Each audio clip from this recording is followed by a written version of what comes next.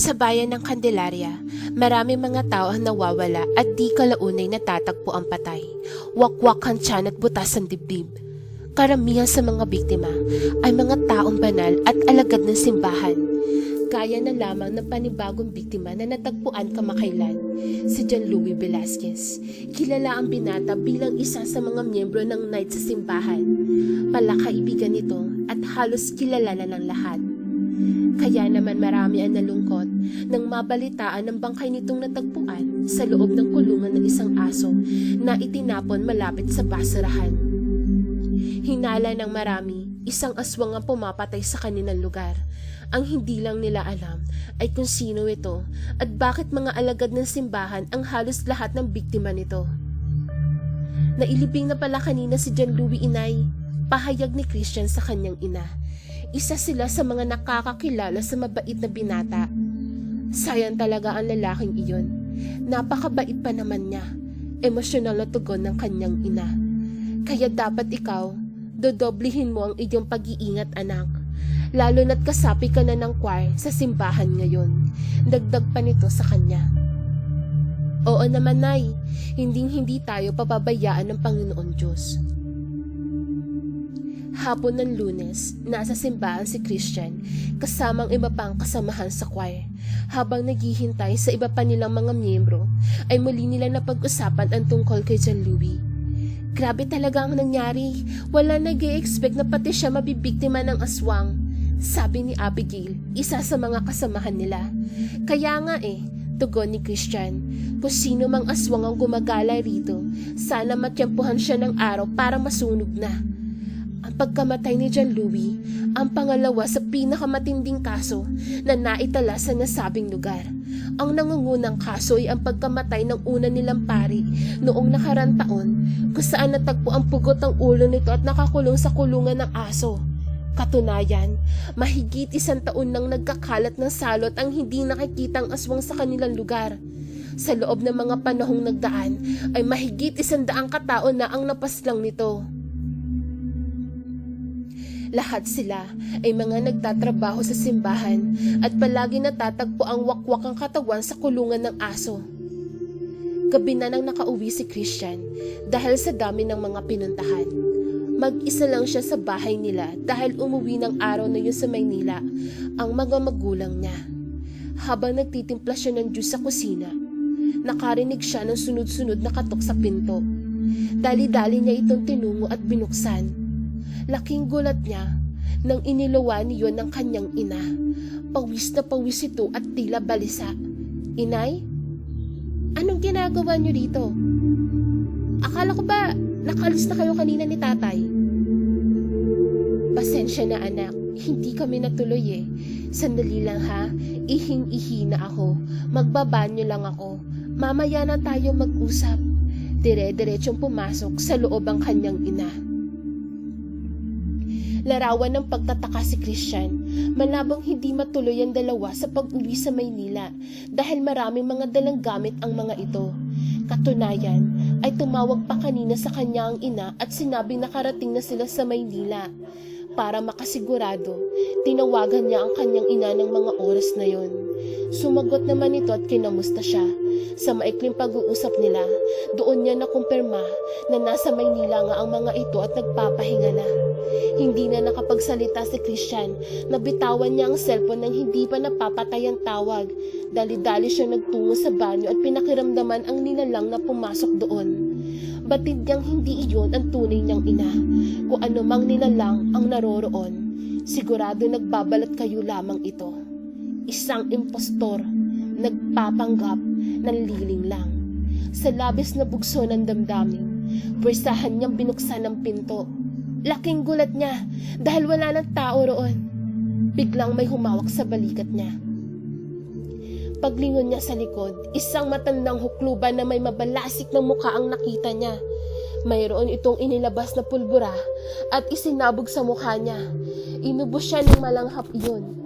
Unti-unting sumakit ang kanyang ulo at nagdilim ang paningin. Paggising niya, nasa isang malaking kulungan na siya ng aso. Sa sobrang laki nito ay kasya kahit 3 tao. Sa tabi niya ay may isang babae na walang malay.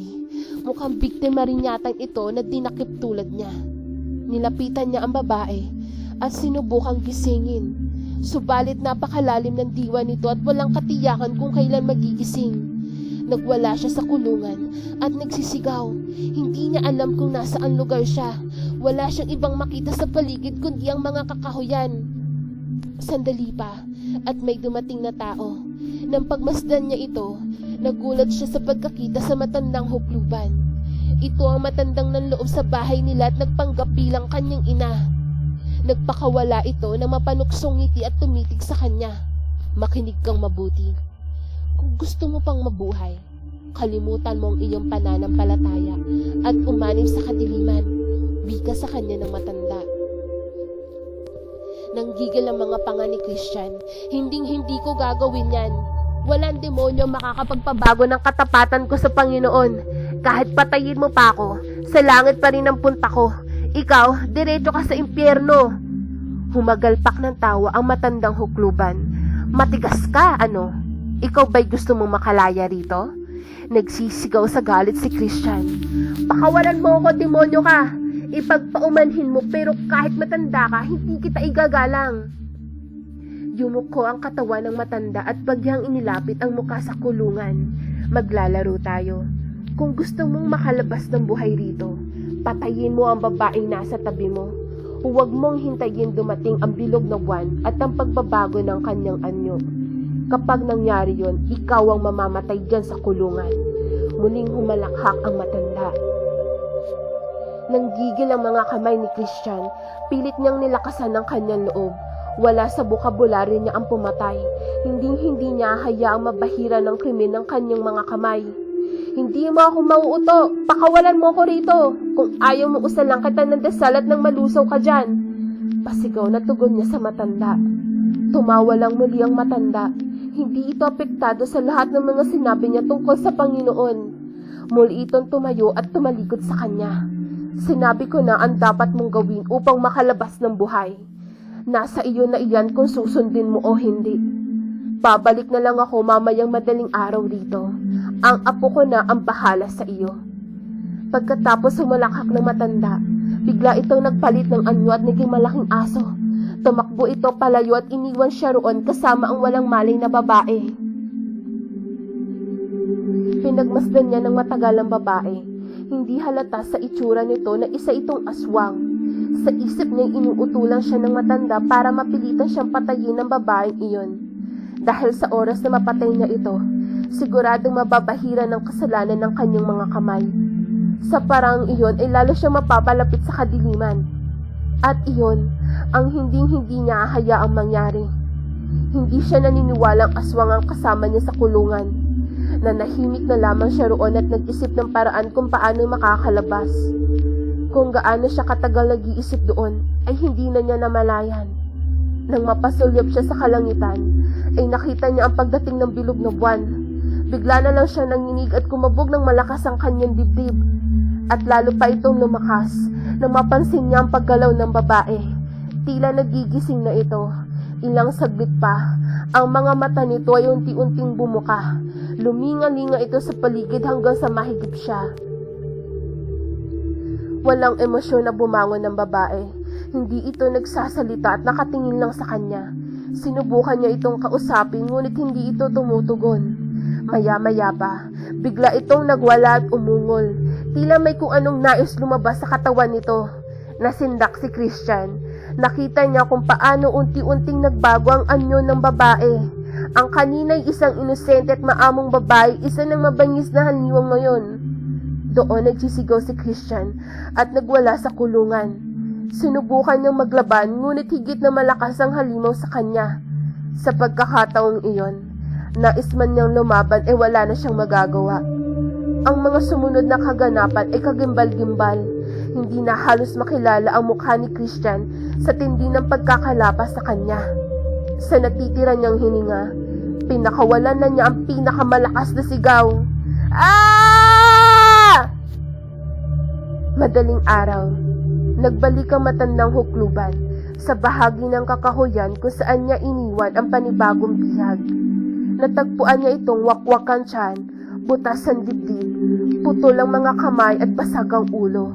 Halatang gutom na gutom ang kanyang apo, kaya naging ganoon kalupit ang pagpatay nito. Ang matandang iyon, pati ang apo nitong aswang, ay dumadayo sa iba't ibang bayan para ubusin ng mga taong malakas ang pananampalataya at naglilingkod sa simbahan sa pamamagitan ng larong bihag-bihagan. Naniniwala sila na kapag naubos nila ang mga tagasunod ng simbahan, ay mas madaling kakalat ang kasamaan sa sanlibutan. Hello guys! Please don't forget to share, likes, and subscribe. Thank you!